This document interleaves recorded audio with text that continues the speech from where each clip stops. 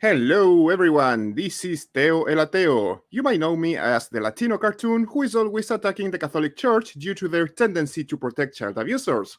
Well, today, for a totally different twist, we're going to be talking about the Catholic Church, evangelical churches, Jehovah's Witnesses, and Mormons joining together to protect their child abusers from the legal system. Stay tuned. This is going to be a wild episode, guys.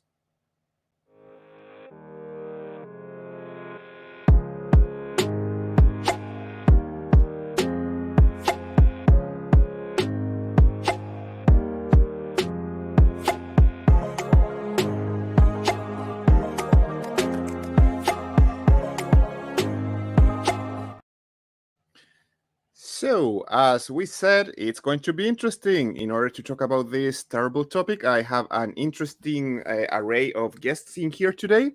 I'm going to start with Miss Alma because thanks to her, I got to learn about the topic that we will be talking today. So, Alma, nice to see you. How are you?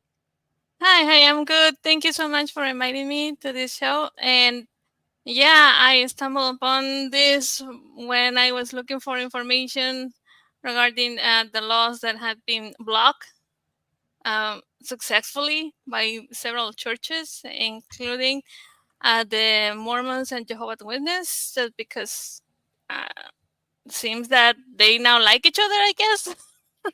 But Yeah. the surprising thing, and not surprising, is that it's against defending people from abuse. Yeah, usually and those religions tend to attack each other, hate each other. So that's why it's so amazing to see that they had one common enemy, and we will be talking about that today, and we will be criticizing that. But of course, as it could be a little bit unfair to having two Latino guys here, me and Alma, talking about things happening in the USA, we have these two lovely Americans or United Statians, people from the United States, who are going to tell us what they think about the churches protecting pedophiles over there. I'm going to start with Helen. How Hell's Bells? Love the name. How are you, Helen? Good. How are you? Great. Always is amazing to see you. And I'm also going to have Miss Apostate Annie. How are you? Great. Thanks for having me join. This is a heavy topic. And if we're going to make any leeway in helping to prevent human trafficking, you've got to start with this big thing. Yeah, it's something huge. I would love if Wes, if you could share the page that we sent. This for everybody. I can copy paste later the link, or you can check it on your own. Actually, just check what is Utah HB 90 law. Here you have the explanation about why this is going to affect so hard child abusers in churches. Just to read really quickly. The Utah HB 90 bill states that anyone who has a reason to believe that a child suffered abuse and neglected or observed abuse or neglect should instantly report the abuse to a law enforcement agency or another responsible office. There is no exception for members of the clergy. So, yes, people, this law was trying to say, hey, if you see somebody raping, can I say that here? Oh, yeah, this is not TikTok. A child, you should go and report it to the authorities. And can you believe that the holy body of churches decided, oh, this is going to be bad for us. We have to fight against this because this is not something good? I wonder why. I wonder why. I don't know, ladies. What do you think about this? I want to hear your opinions because I always talk about this, and yeah, people might get bored about me. This is another way that the church is infiltrating the legal system to make exceptions for themselves. I know, just to kind of bring up, Alma and I did an episode recently about the church infiltrating the education system, and one of the ways they're doing it currently in my state, so it's not just Utah but other states as well, but what they're doing in the education system is and sorry, and I know you asked me what I think about this, but I just wanted to share that in the school system, that they're also having so the school wanted to teach anti-victimization education. So, reporting your abuser, signs to look out for, things that can help prevent abuse. And they want to implement a system to where parents have to opt in for that education. So they have to fill out a form and submit it and just go through this extra step to receive this education. So just to add that there's lots of ways they're trying to prevent people from reporting and acknowledging abusive behavior. Disgusting. It's a way of conditioning children. Yeah, right. And I find it very, very ironic that we're fighting and speaking up against what is happening to LGBTQIA youth and within the religious circles in the United States, and they're constantly being attacked. But on the flip side, churches want to protect themselves from facing consequences for the things that they do to children. And it's very, very, and flipping the script, which is very, very frustrating to listen to, especially when, like, for example, the topic we're talking about today, it's not being addressed. Instead, let's focus on the people, that are being marginalized than us that have to take responsibility with the power that we have. I would like to add something related to the chat. There was a comment right there that I really want you to show from Michael, which said, whoa, they had to make it a law. And yeah, you would think, hey, if you see somebody abusing a child, you should report it. It should be common sense. And the problem is this: they tried to make it a law, something that should be common sense. They tried to make it a law, and churches decided to go against it. So it's not a law. Even nowadays, it's not an obligation for the churches to go against child molesters and child predators. They are literally saying, we are okay with our priests abusing children. And wow, there are so many things, and this is fucked up in so many ways. I'm going to go straight away with the insurance. People, did you know that in churches, it's so common to have priests abusing children that they have insurance, and insurance companies offer them special plans in case that parents decide to go legally against the abusers of their children. We do have an example right there, right, dear Wes? You're saying there's a whole market for legal cases to defend against this? As our dear Apostate just said, there's a whole market for people. So you not only have this disgusting churches saying we're okay with our priests abusing children, we have a whole legal system saying it's not only that we're okay, we're going to protect you when those pesky parents decide that their children should be protected and should be sacred, and they demand, some kind of compensation if your child has been abused. So yes, people, there are, and please don't believe me, go and Google molestation liability coverage. Child molestation liability coverage. It's sickening the amount of pages that are offering this service to churches. It's sickening to know that something exists, that it is so common to for priests to abuse children that you have, well, look at this. You have several pages, and we have all the explanation of how it works, and they offer special coverages for you go with more than one church at the same time. It's disgusting. It's extremely disgusting, and it's a really fucked up system up there. So, ladies, what do you think about capitalism and protecting child abusers? Ugh. I was just going to share the stat that I recently learned that in a study, it showed that the rate of somebody falsely accusing somebody of sexual assault is very low, less than 10%. So in a lot of these cases, statistically speaking, chances are they really did that. It's not just somebody likely not just making a false claim.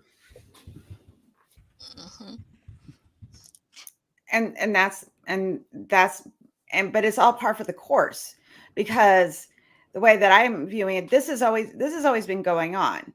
And when this came out in 2001, when the story broke in the Boston Globe, when they found out within the Massachusetts diocese that child molestation was constantly going on, And now, 20 some odd years later, it's still the same story, trying to deflect, trying to not take responsibility.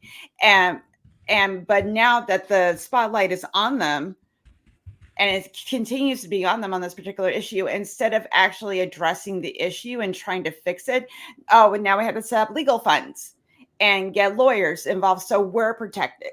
And they still want to have that loophole where clergy don't have to report it. And that's disgusting, because it's like, you're missing the point, man.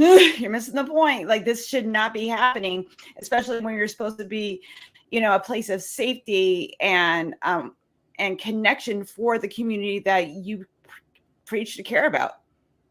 So, I don't see, it's just the same thing. It's just that now we actually are trying to fight against it because we know it's happening, but the church hasn't really progressed since this came out.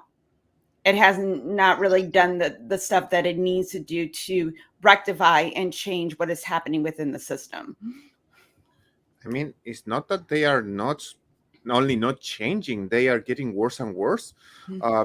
I have talked several times about the Catholic Church and how they protect their child abusers. We have talked about the many ways how they, even when they have to pay for the crimes and they only pay in a monetary way, they use the money of the church goers to pay for that. They sell properties of people that donated the property to the church in order to pay for that. And then they complain about it, by the way.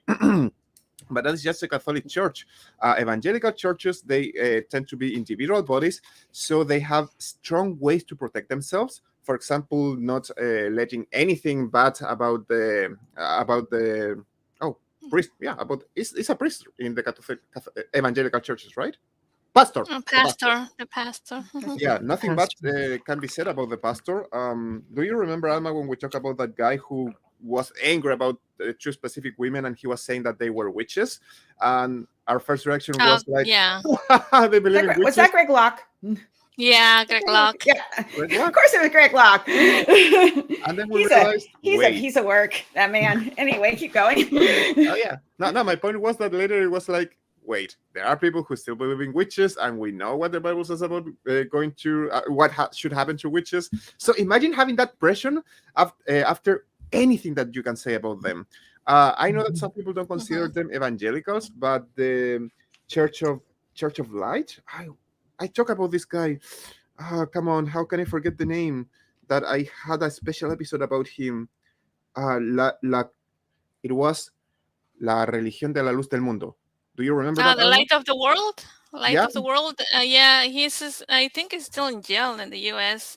And that religion is so controlling that none of their, churchgoers has permission to watch TV, to hear the radio, to listen to anything on the internet. Because for that reason, they are still supporting this guy. They're still sending money to him because they believe that he's in jail, not because what he did. They believe that he's in jail because he's being persecuted by, Satan. Okay, I had to Google it. I found the name. Okay. Sorry, Anne. Okay. This is called Iglesia La Luz del Mundo. Yeah, that's the name. It's an international one that started in Mexico. And the leader is Nason Garcia. Nason Garcia. They're just to add, there is a Netflix documentary about it. So if anyone listening in the States wants to see it, yes. Yeah, please, people, go and watch it. It's awful. It's disgusting. And I remember when I made an episode about it, it was so heartbreaking seeing how parents would go there and cry about this guy going to jail, but they didn't care about their children who had been raped. Actually, there was one of the children saying that she was devastated when her mother didn't care about her being abused, but she cared more about the Nason Garcia guy going to jail. Because they have these ways to protect themselves. They have these cults make them irresponsible from people, or not irresponsible, make it forbidden from people to question authority. One of the reasons why the Catholic Church is so powerful.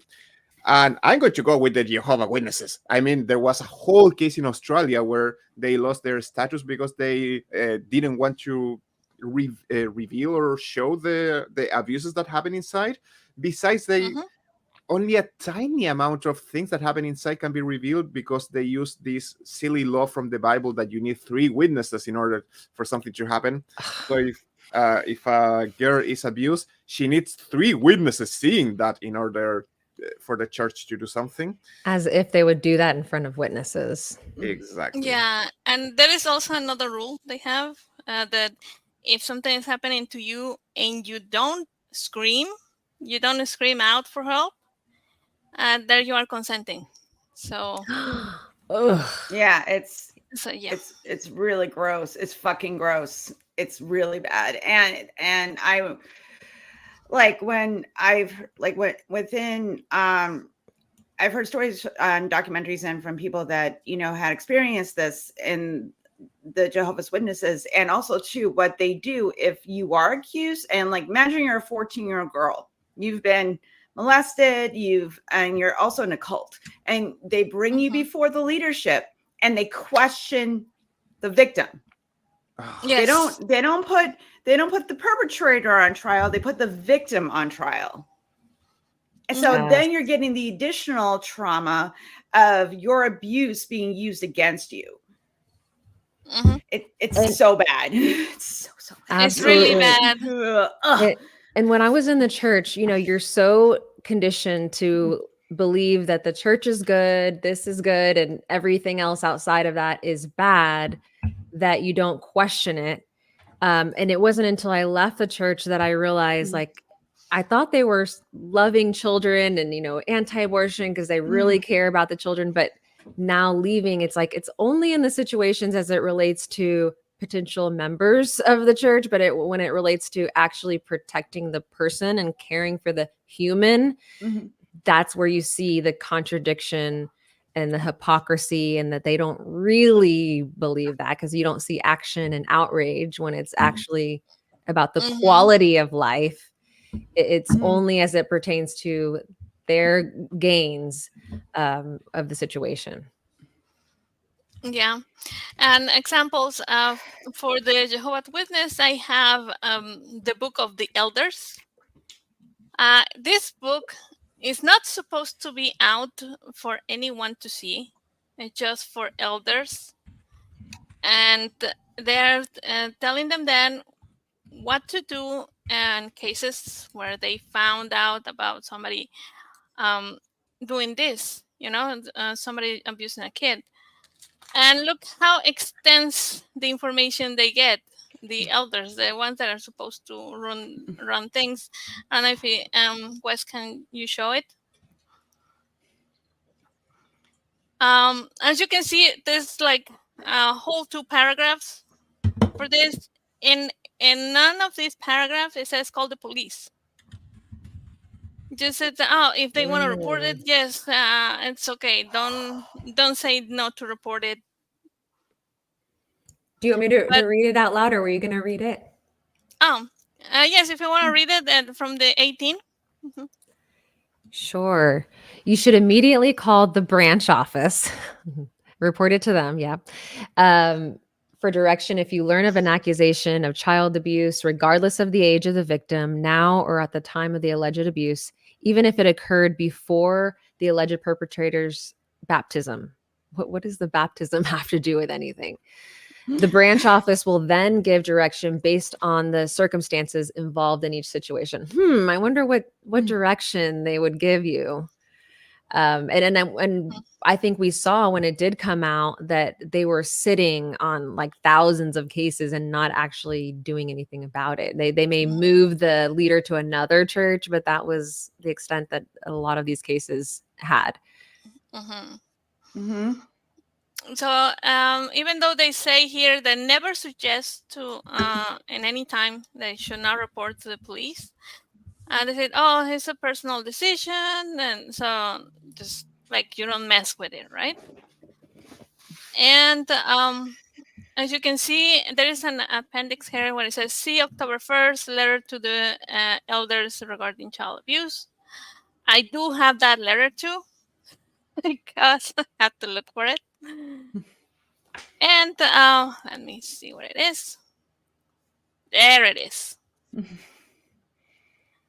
So all of this letter is mostly on regards what they do to avoid being in trouble. Not to do trouble for the congregation or for the watchtower.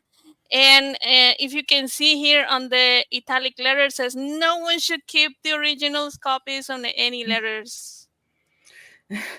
Oh. Whoa. When do you ever Okay. hear that? Destroy the original. They're not doing anything wrong.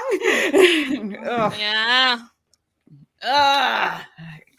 Now I'm mad. Well, I was mad already, but Is this still active today? I mean, it wasn't that long ago, about a decade ago. This one is from 2012, so it's recent, but they haven't sent another one, so that means this is what they go from. They go from here. And I don't want us to forget So- that. Oh, sorry. I just wanted to talk about additional cases. I mean, I was going through Catholic Church, evangelical churches, Jehovah's Witnesses, and people don't forget about Mormons. They have a huge list of abuse that we usually tend not to talk about, usually because it's less popular. But if you want a short list, go to Wikipedia and just write church case, Yeah. Mormon church cases. I just also want to beforehand, just to let everybody know, this is from their site, the Jehovah's Witness site, and what do they think about Mormons, right? They say they're malignant. Okay, just keep that in mind for later, because I'm going to show you something else that is really messed up. I didn't realize faith could be malignant. It's Yes. it is like a cancer. I mean, I realized that, so- but I didn't realize they realized that.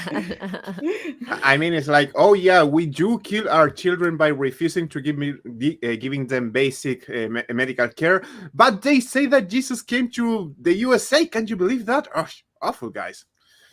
Well, talking about Mormon abuse cases, there is one that I linked because, well, they use the typical, blaming the victim. They pay money so people shut up. But there is one case that sickens me a lot. That is awful. That I put in the chat right now. Okay, let me add it here. I think it's people. I don't really there want it to is. talk much about this, and I'm going to give you the short version. There was this guy who told the Mormon pastor, priest, whatever the heck they are called, I'm abusing my 5-year-old child. So the pastor, what he did is what apparently all churches do.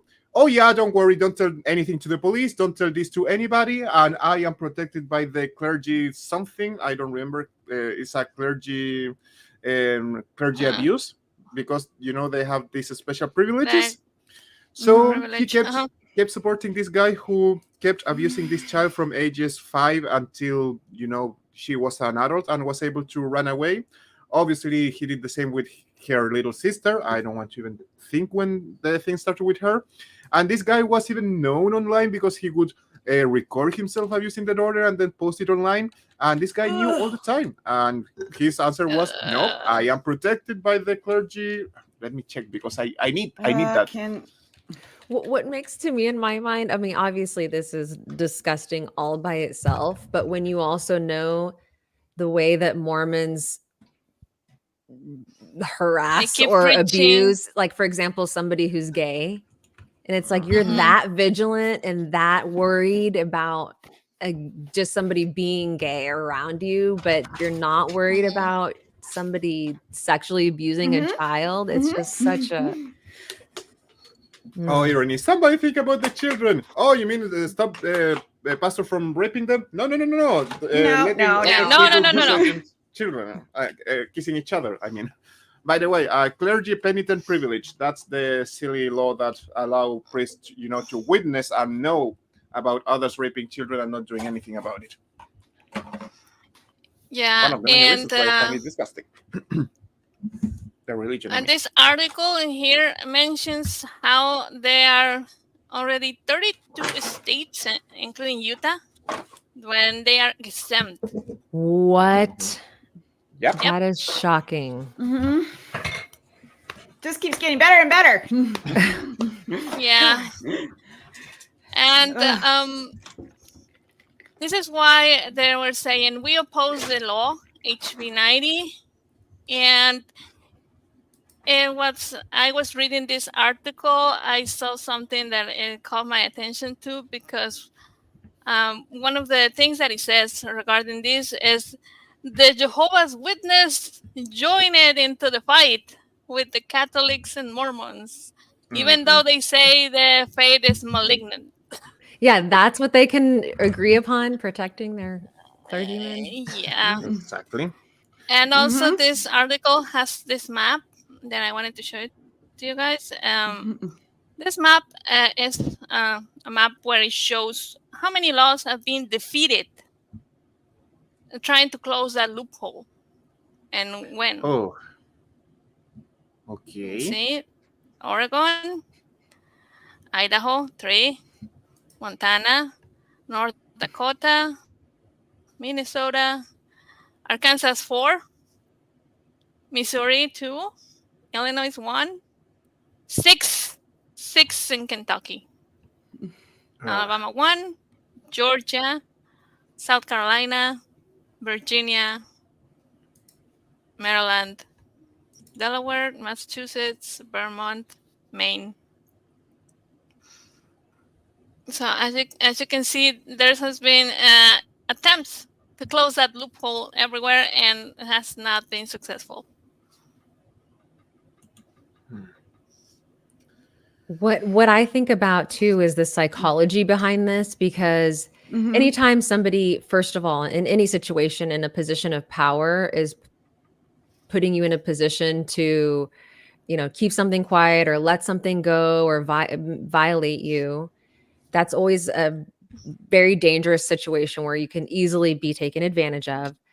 But even more so in a circumstance where, okay, so it's already hard to come out psychology wise, but then also it's so embarrassing, and to come out in front of your holy leader, or to tell on your holy leader, and to think about all the people who are going to believe them. They're credible, they're loved, everyone thinks that they're infallible. That is in itself, just the psychology alone is a way to silence you. So the people, the very few percentage wise that have the guts to come forward, like we're only capturing probably a small amount of the total occurrences that this is happening, because it takes so much just to even come forward. Okay, just to make a short summary for people who are just joining now, we are explaining how, out of all the many abuses that happen in the in churches in general, in religious in general, Apostate Anne mentioned that only a very small amount of them are made public. And now we're talking about a law that wanted to make sure that every single child rapist out there would have to go to jail. And we learned that the Catholic Church, the evangelical churches, the Mormons, and the Jehovah's Witnesses, all of them decided to band together in order to fight against this law that would force child abusers to go to jail. So if somebody else thinks that is worrying that I'm so obsessed with fighting the harms of religion, think about these people. Think about how you feel if somebody decided, to rape your son or daughter, and then they decided to they were protected by the legal system just because, oh yeah, but he told the priest we cannot do anything. The priest has to keep it secret, and you cannot go against their what was the name? I totally forgot. Priest Parishioner? Is that? Oh. No. The Penitent clergy privilege. Clergy penitent privilege. Oh. Yeah. So, yeah, people. Religions is dangerous. All of them are. And here we have the best example. Sickening example.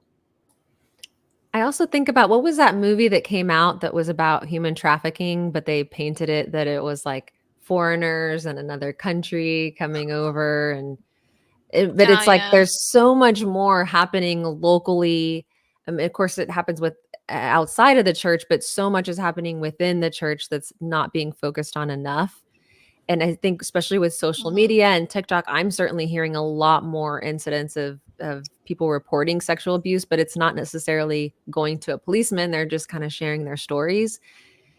And one that I heard, like, I just have never forgotten it. It was an adult male, And he grew up in the church. His parents were pastors, and they were traveling pastors. And every town they would go to, they would basically pimp out their children to the local church leadership. And this was a thing. Like, that's what they did. They go and travel to the different churches. And in the end, he was still like thanking God and like thinking there's a purpose for this. And it's just like, he still didn't realize that he was still stuck in that harmful mindset. That loop. Yeah. Mhm. Yeah. And like bringing that up, it's like, people going online and sharing their stories on social media. And you brought up like law enforcement, like, let's just say you report to law enforcement. And so like, let's say it's like the Mormon church, a clergy member, somebody reports, abuse by a clergy member in the Mormon church. Is the local law enforcement of that district in Utah or whatever going to go against the church and bring accusations, and what kind of firestorm that will bring in? And they have their own legal team. I'm sure they have a whole bunch more resources to pull from, because guess what? The Mormon church is worth billions of dollars, everybody. So when you know that, and you're like this, let's say it's a township, and your local police department, this kid comes forward like, hey, my clergyman raped me. They may not want to go do the investigation just because of the monolith of issue that it's going to bring. That's why, they want to keep the numbers down, because the more people that bring cases to them, they have to act. But if the church tells you, no, keep quiet, we're going to handle it internally, we're going to protect you, or just ignore it altogether. And as you said, it takes a lot to come forward. Like I remember when I had experienced SA when I was a teenager. It wasn't in the church, just by somebody else. And going to the police department, at the time, they didn't really know how to handle it. And I don't know if they know it's changed much in the past, like 30 years. I don't think it has. And we're going through this right now, actually. Yeah, we keep going through it over and over again, and that's why, this isn't just a problem within the church. This is a problem within the where they're serving their diocese, where law enforcement and the legal system actually have to do active change to hold the church accountable. It can't, and they have to, if you're going to protect children, both the religious side and the legal side have to work together. But right now, it's just like, I don't know, don't care. Self-preservation. Exactly. When I said it's happening right now, I mean personally, we're going through a sexual harassment lawsuit right now. And investigation with the police, and we're treated horribly. And yeah, I know there's also another documentary going on right now about a lady and how she was treated with the police, and it was a kidnapping thing, and they told her she did it was all a hoax, and she made it all up. That one. That's how we've been treated in this situation. Wild ride. Yep. Oh yeah, do you remember the Pope going to South America and accusing the victims of being raped? They accused them of slandering his church and his pastors. Boy, that's the reason why religions are so harmful, actually. And we see that every day, victim blaming, because of course the church cannot be the disgusting thing that they are. No, church is the base of morality, which apparently means protecting pedophiles. Exactly. And imagine if you don't come forward and you have to go week after week as a child. Your parents are taking you to church and like praising this pastor or priest. They did so good. They're so holy, whatever. And you have to just sit there and be silent. Exactly. How traumatic that can be to continue to have that repeat trauma and exposure. This it's a little bit of a stretch, but for me, it's extremely sad. There are several places where you can debate ideas on the internet. And I have seen many religious people, the holier than thou type of, who whenever get angry because of an argument or something like that, they go and they accuse atheists like, oh yeah, probably a priest abused you as a child.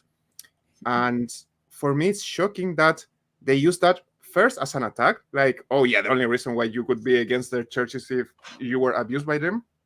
But secondly, they are actually acknowledging, they know that this happened, they are accepting that it happens, and they are using it to attack the victim. Well, in this case, most atheists are not are not victims of this, but if they were, imagine being such a POS that you attack a victim with what traumatized them for life just as an attack because you know that your church is known for abusing children. I mean, what kind of person can support and defend an organization that is known for abusing children? That for me is disgusting. More than that, sometimes it's been used as a mockery. Like, you're like this because you like what the priest did to you or something. Yep. It's hilarious. It's kind of crazy how much sex and religion gets entangled. Like, so many cults tend to have some kind of sexual corruption or way that they're viewing sex and bodies and your own autonomy for your body differently. So yeah, this is just conditioning people to think it's okay to not speak out, to view this person as an authority figure, and to allow them to do what they want.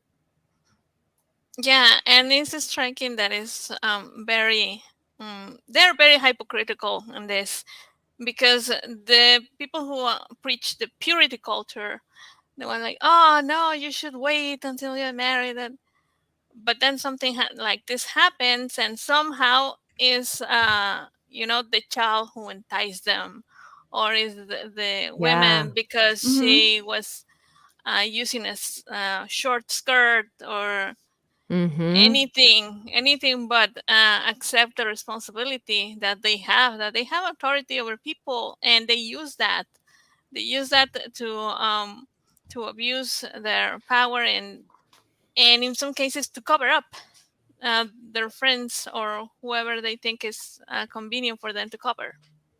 And maybe even some small way to even like laying the foundation for somebody to have sexual depravity in the case of priests who can't marry, can't have sex, and it's like they're creating this sexual drive or a need to want to hide it and to do this.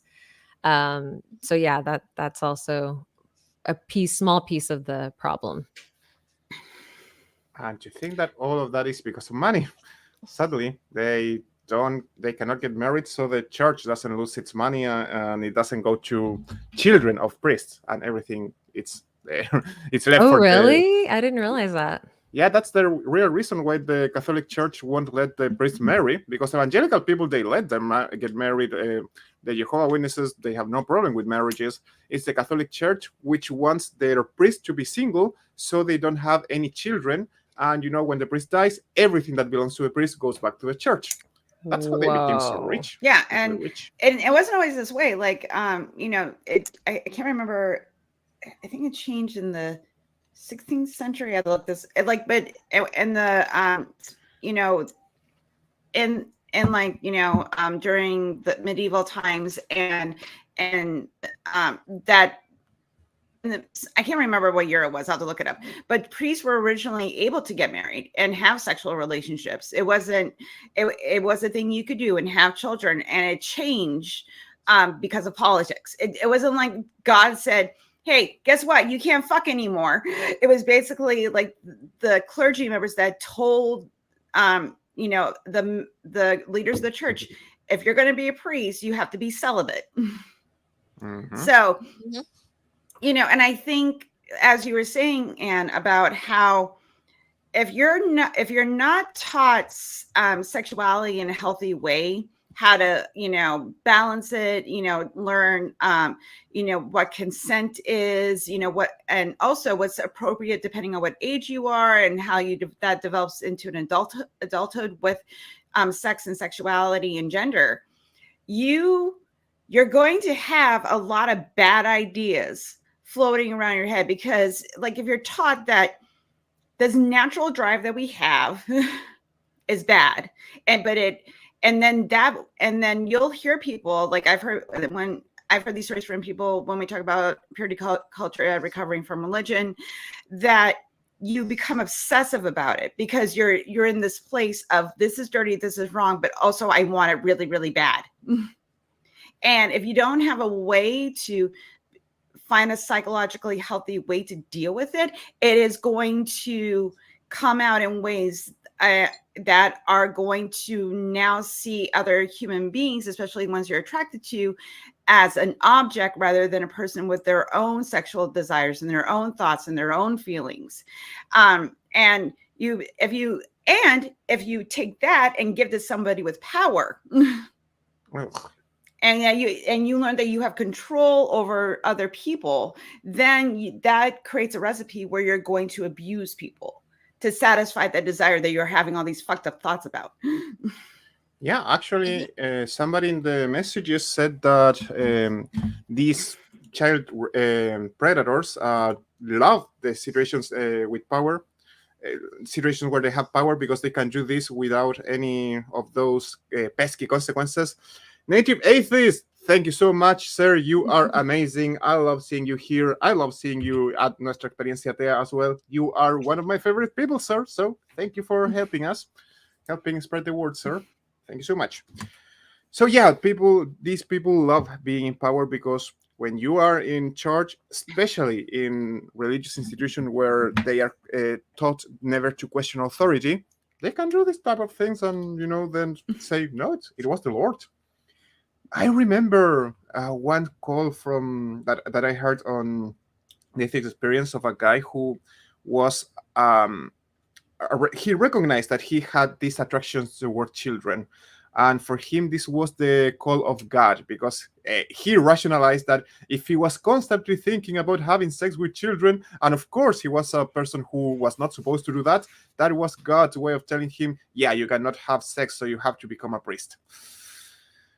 Yeah, imagine that way of thinking, and imagine now a priest who decides, oh, well, maybe God actually wants me to do this, and that's why I'm a priest, and I have all this power to do whatever I want. And wow, now that's some mental gymnastics, some really fucked up mental gymnastics right there. You can justify anything when you have somebody in authority changing whatever the rules are. Oh yeah. And imagine priests who, have these desires toward children, and suddenly they see that even the laws that would send them to jail now are being rejected, because, yeah, of course, we want our secret. We want our predators secretly telling us that they are predators, but we're not going to do anything about it. It's disgusting and sickening, extremely. It's just this. I'm tired of talking about this because it comes up a lot, and not that it doesn't need to be talked about, but I wish that, like, in a perfect world, when all this dropped in the early 2000s, like, we should be, I would love to be a place that we are talking about, how the church did do corrections, and, like, they're still trying to figure it out, but they've paid restitutions, and now they, are reporting to authorities when it happens, blah, blah. But no, now we have, like, defense funds, so the church can, make sure that they, that even if they have to pay out, they don't have to pay out as much, and the liability isn't so bad, and so on and so forth. It just, and then people wonder why victims don't come forward. Exactly. They go back to victim blaming. Wasn't there a comment out there who said that somebody actually used as a defense in an abuse case that the child was kind of enjoying being raped by the priest, something like that? Oh, someone put a comment disgusting. Someone put a comment about were you talking about the Eugene Carroll case with Trump, and that they were suggesting that she liked the attention. That she liked the attention, yeah. Yeah. And then his defense was, she's not my type. I'm not into her. And it's like, that's almost on her. She wasn't pretty enough to be deserving of rape. And also, I listened to her on NPR, and she said, like, they're talking about me now. I'm in my 70s now. This happened when she was in her 30s. So, but people don't have that. They just say like, oh yeah, she's an old lady now. Like, of course Trump wouldn't want to fuck her. And it doesn't matter. It does not matter. It's like, he is a sexual assaulter. Yeah. This has nothing to do with looks. And admitted just it. because you're pretty doesn't mean somebody gets to attack you. Or, just. Okay, I got, calm down. Yeah, it's Okay, frustrating. I have no idea about politics or famous people, so sorry, guys. Yeah. And it's infuriating, that they go to victim blaming so fast. They don't care if the victim is a child. It's like, well, you were probably enjoying the attention.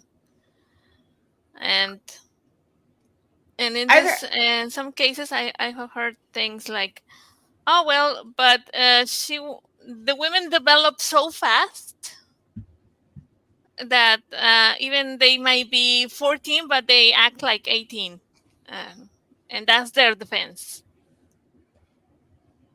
I've heard, and people that have that work in in special victim units, like cops, the people that do these investigations, detectives and stuff, like perpetrators will say about 5-year-olds, like, oh, just look at, like, it was the way she was dressed or the way that she looked at me, like a 5-year-old child. And I'm like, it is like, let me deflect that. I am not this. They made me do it. I'm the victim, and when you're the perpetrator, and again, this is psychological protection, because when you're a piece of shit, you have to do these mental gymnastics so you don't have to take any personal responsibility that you're a piece of shit. Exactly. Yeah, and regarding the clothing and everything, I remember that there was an exhibition. I don't know if we can show it, but the exhibition was, what were you wearing? For real. And I think I remember that one. Yeah. And I think it was in the one you were talking about, the Church of the Light of the World. If it's that one that I'm thinking of, he would have everybody wear white, even down to the white underwear. And he would have like, okay, everybody close your eyes in prayer, and he'd like lay hands, but he was actually like grabbing women and like unbuttoning their shirt and like, down. Real fast. Real fast, I just want to say, we are this topic can be very triggering. So if anyone's getting uncomfortable or having their PTSD like raising its head, or you're feeling any feelings, please, like, we don't care, like, leave, do some self-care. Don't like feel like you have to tut this through, because like this, like I'm getting some feelings, like I'm used to talking about this, but it's still, it can be distressing. So I don't want people to think that, they have to sit here and kind of endure it because they like us, because this topic is really, really heavy. It is. And I was going to say too, that I feel like, speaking specifically about the church environment, is such an ideal environment, because they separate the parents go to the main service, children go over here, and you're alone with the adult, like not alone, you'd be with other kids, but not necessarily with other adults. And then even like, as much as you ask children to come serve and help out, there's so many opportunities to have entanglement or alone time with a child. And even in like the Church of Scientology, I mean, the children are left almost all day apart from their parents. Alone. So even, even you don't have the time to ask for their help, like give them a face, hey, help me, or I'm feeling uncomfortable. You don't have that parent there. One, this comment is heavy. Men are afraid of. Was also something. Oh yeah, Go ahead, I Theo, just want to read sorry. this comment here. Men are afraid of other men. Men are afraid to hold other men accountable and would rather sacrifice some women. Wow. And I think we saw that too with Trump admitting he harassed someone, like grabbed a woman without her consent, and guys would be like, "Oh, that's locker room talk," that's just how guys are, instead of speaking out. Yeah, and Disgusting. you're like, that's how they are. Oh, I know. yeah. And And also, I wanted to point out that the way that they're talking to is just disgusting in how they are like, oh yeah, but we're just messing up. It's just talking between buddies in here. It's nothing serious. Come on. Just led through temptation, and his sinful nature took over, but God will forgive him, and God knows his heart. I swear it's not that I want to change the topic. I would just say I haven't been in enough loggers to know that it's really that's real quotation meant talking or not. Apparently, my social life is not surrounded by many men, as I realized. So I cannot talk about that topic, but I want to go to what Apostate was saying. What I'm going to tell you guys is just a personal anecdote. It's not real hard evidence. But I was talking some weeks ago with this girl who is an ex-Jehovah Witness. Yeah, guys, I want to. I will keep talking about those the evil of religions. And she told me how her grandmother would take her to the congregation of the Jehovah Witnesses, and there was a guy who her grandma would tell her always to stay away from him.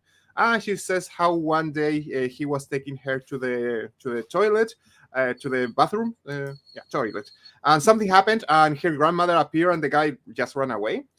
And after she left the religion, she learned that the guy was a known child abuser. They knew about that. And the only thing that they would do against him was telling little girls, hey, stay away from him. And that's it. And her grandma knew what was going to happen if he took this girl to the toilet.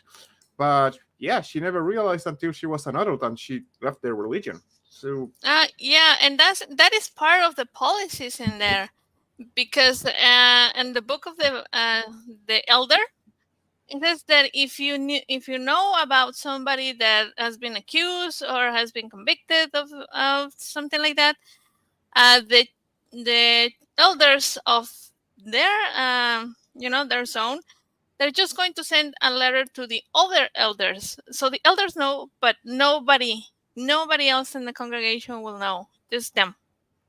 Self-preservation. It's about them. Mm-hmm. Mm-hmm. And as many of y'all know, my husband was a pastor, and so we were on the board of the church. And I remember one situation where it was a member not doing something unethical or immoral by any means, basically challenging the pastor or like not happy with him, complaining to him to his face.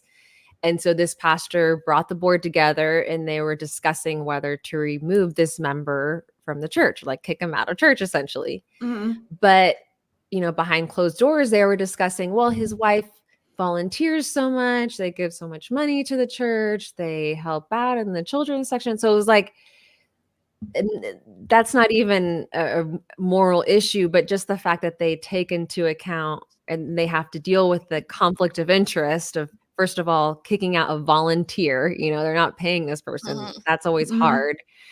And then also, thinking about somebody that's financially contributing to them and free labor, and now they're going to have to uphold, a moral system and get rid of this person and lose that money. So it's just a conflict of interest for justice.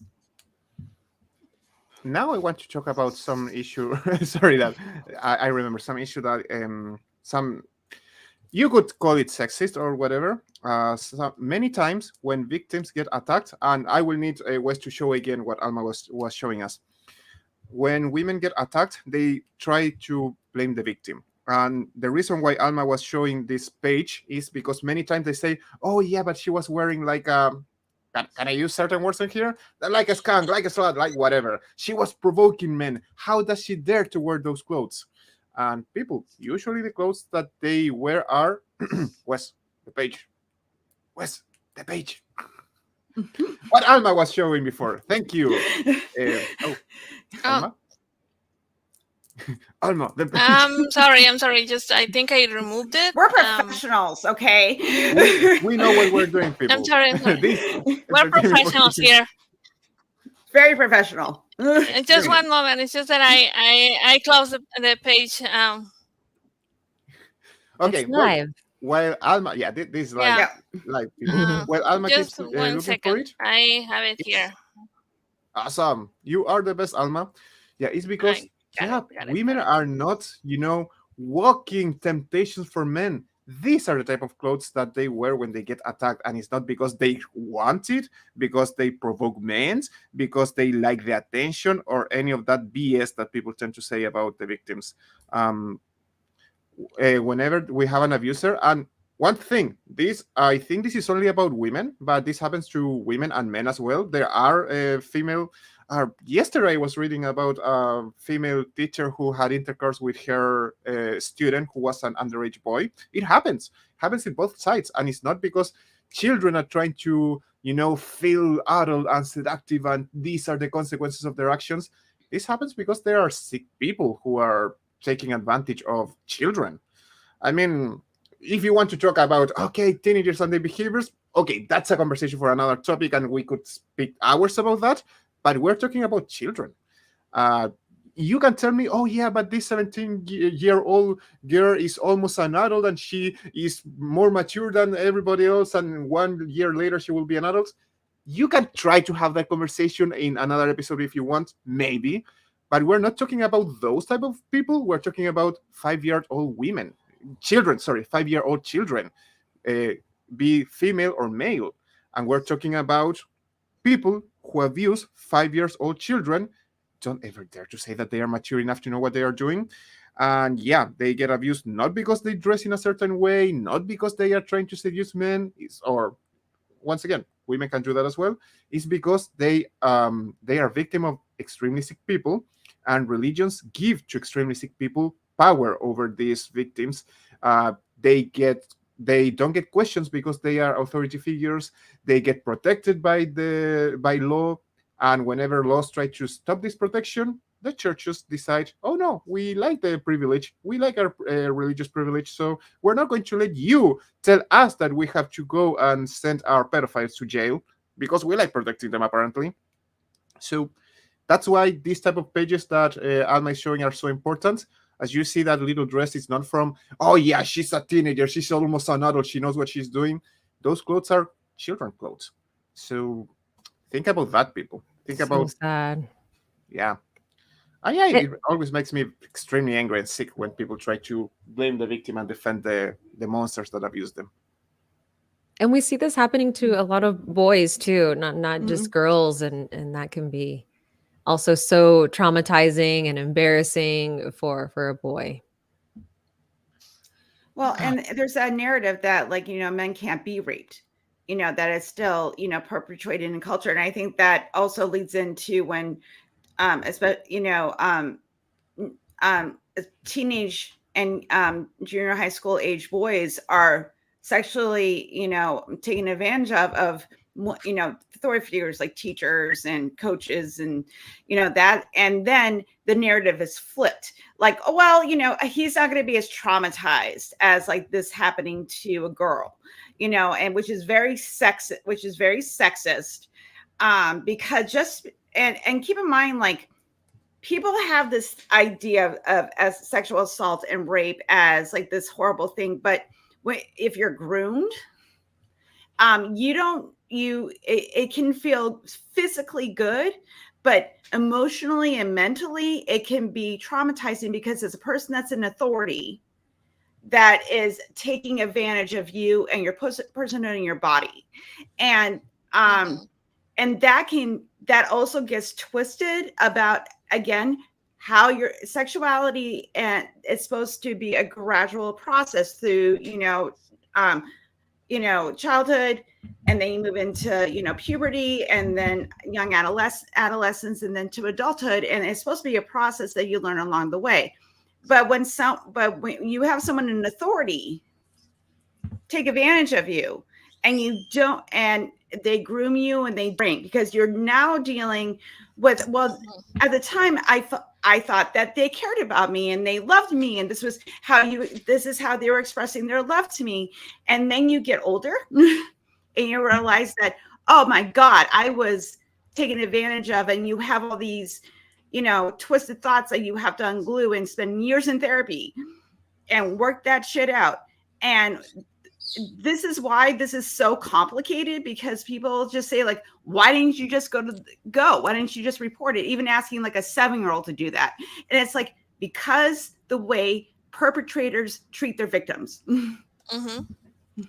And it's always and it's usually someone they trust, and like a clergyman, a family member. It is not some just rando. It happens with rando people, but mostly it's someone that the child knows.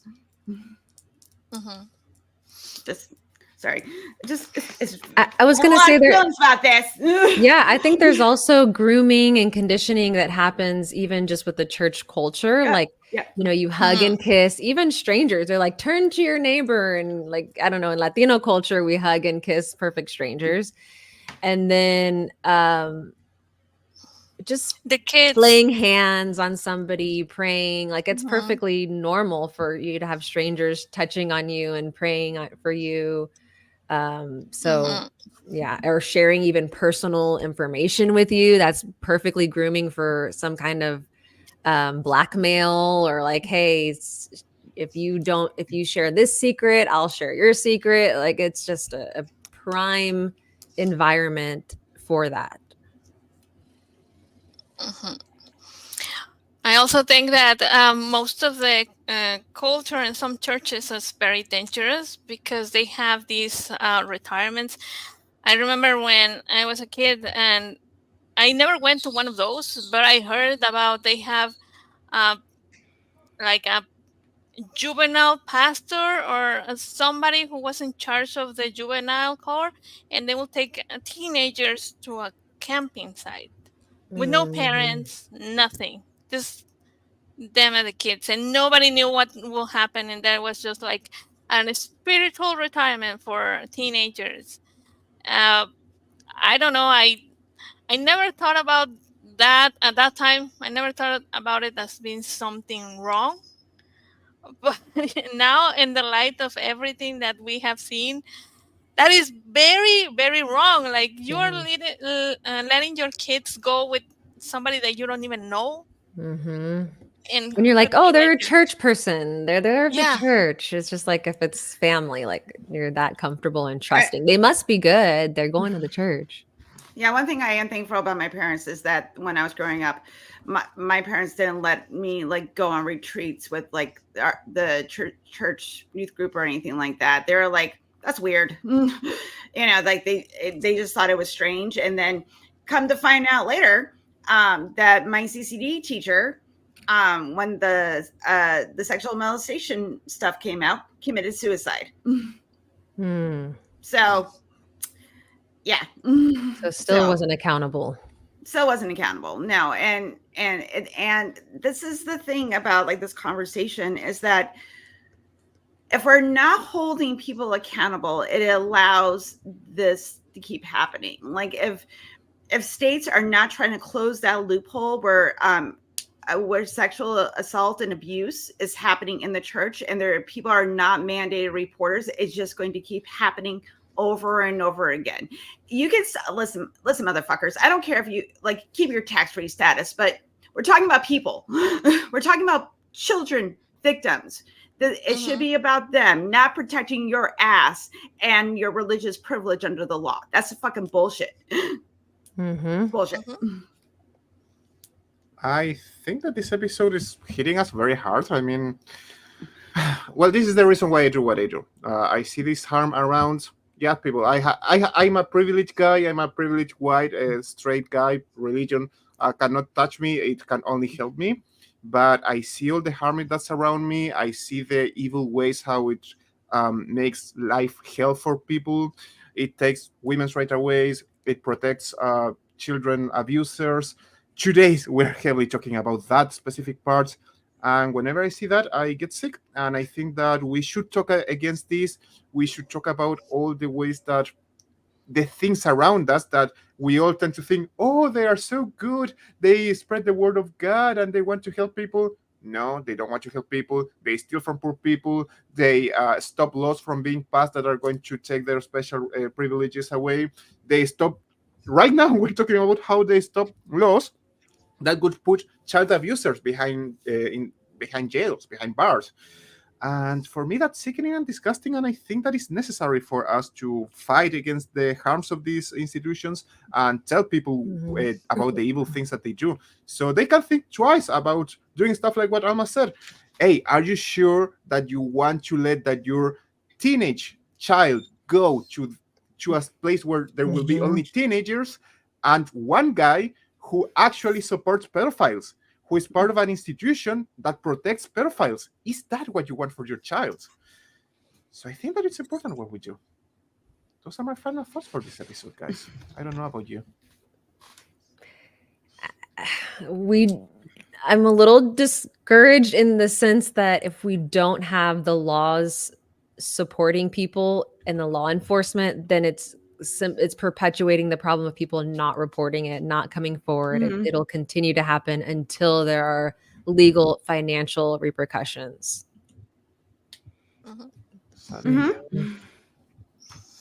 Helen, final thoughts for this terrible episode? I think that it is important though, like without us talk, like this is a very hard topic to talk about, but we have to talk about it because if we don't point out the hypocrisy, if we don't point out that we need to protect the people that are being victimized, not the churches. Churches are not, religion is not benign. It causes more harm than good. And if you care about other human beings and you want to see this stop, then you need to talk about it, get awareness out, and try and get your fucking state officials to care about it, because we need this. It's not going to stop or slow down if people just be like, oh, it's a church. God, Jesus is super cool. It will work itself out, and things never work itself out when it comes to stuff like this. The only way things are going to change is because people sit up and like, this is fucking bullshit and it needs to stop. That's a great point. It's not just like, oh, it's the sinner, the individual. It's the entire system that is set up so that it's prime for these type of situations and protecting the perp versus the victim. Yeah. And I think one of the ways to, as a believer, if you want to find out if your church really believes what it's preaching, find out if they have an insurance for this type of behavior. Ooh, interesting. Okay. Just a final thoughts, dear Alma. Did we show all the pages that we wanted to show? Because I would feel very bad if we just leave and there was something very important that we were supposed to talk about and we didn't. Or did we cover everything? I remember some extra links. No, I think we only need to mention our Patreons. Oh, okay, cool. So thank you, everybody who have been supporting us. Thank you to the subscribers and people supporting us on Patreon. And, well, here you have down... Oh, thank you, patrons. Eric, Ozons, Riot, Deneen Murphy, Dan D, Michael Wiseman, Cindy Plaza, Sunny Shell, Aaron Coalson, Phil Calderone, Amanda McLeod, and Logan Fisher. Some of my favorite people in there. And don't forget to check out other shows on Skeptic Haven. Tuesday, Secular Soapbox. Thursdays, The Sunny Spot. Saturday, The Global Atheists and Women Atheists Unload. And yeah, let's talk on Sunday as well. Thank you, everybody, for being here. If you can show again the numbers for people to call in case of child abuse, that would be great, dear Wes. Because people, churches might be protecting pedophiles, but that doesn't mean that we have to do it as well. And if you see something strange, or you're not sure about something fishy that could be happening, there you have the number and feel free to call. Help us make the world a better place, people, and please spread the word. People need to know about the harms of the institutions that they are supporting. So it's necessary for them to, if not do anything, at least that they realize that they are in an institution that is dangerous for their children and that they protect their own children. It's at least that. With that, it would be a very, very small, but still a victory. So thank you, guys. Thank you for being here. Thank you, everybody. Thank you to the Republicans. We will see you soon. Thanks. Bye bye.